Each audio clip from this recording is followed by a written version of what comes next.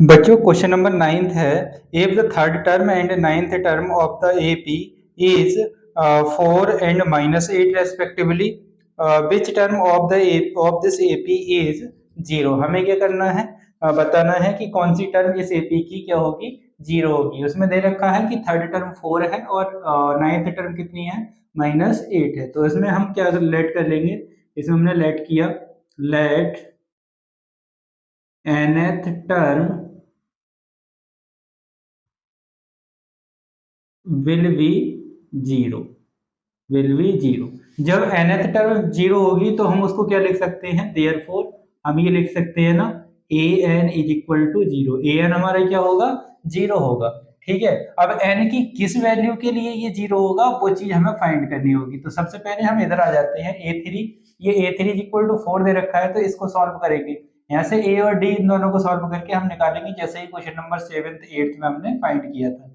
तो इसको कैसे कर सकते हैं, इसको लिख सकते हैं a plus 2d okay equal 4। इस d को इधर ले जाइए तो a इज इक्वल टू कितना होगा, 4 माइनस 2d हो जाएगा। ओके, ये इक्वेशन आपकी 1। सिमिलरली बिल्कुल ऐसे ही इसको करेंगे, इसको लिख दिया आपने a plus 8d is equal to -8। आप फ्रॉम इक्वेशन 1 से a की वैल्यू पुट कर लीजिए, पुटिंग द वैल्यू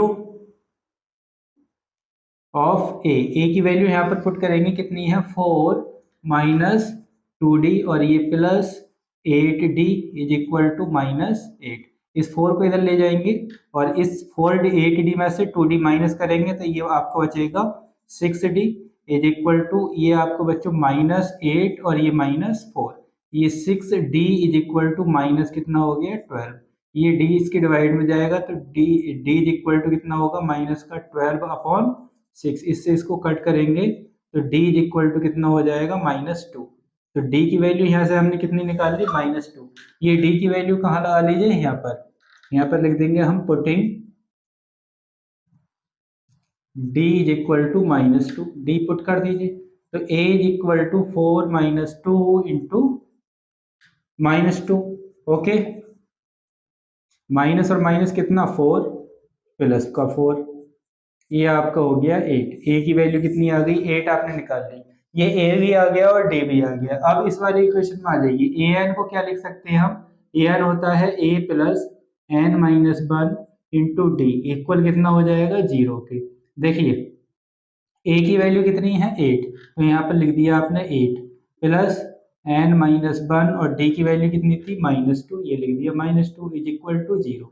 ये 8 इधर जाएगा माइनस का, तो n माइनस 2 और ये -2, सॉरी n माइनस 1 होगा यहाँ पर, इज इक्वल टू कितना होगा, माइनस का 8। ये -2 डिवाइड में चला जाएगा तो n minus 1 is equal to -8 upon -2। Minus से माइनस कट जाएगा, इस 2 से इसको 8 को काटेंगे 4 टाइम, तो ये n माइनस 1 इक्वल कितना हुआ, 4। और यहाँ से n is equal to 4 plus 1 और n इक्वल कितना हो जाएगा, 5। n इज इक्वल टू कितना होगा, 5 होगा। तो इस एपी की जो फिफ्थ टर्म होगी वो क्या होगी, 0 होगी। यहाँ से n कितना आ रहा है, 5 आ रहा है। तो इसका मतलब क्या हुआ कि ये जो एपी है जिसके बारे में ये हमें जानकारी दे रखी है उसकी फिफ्थ टर्म क्या होगी, 0 होगी।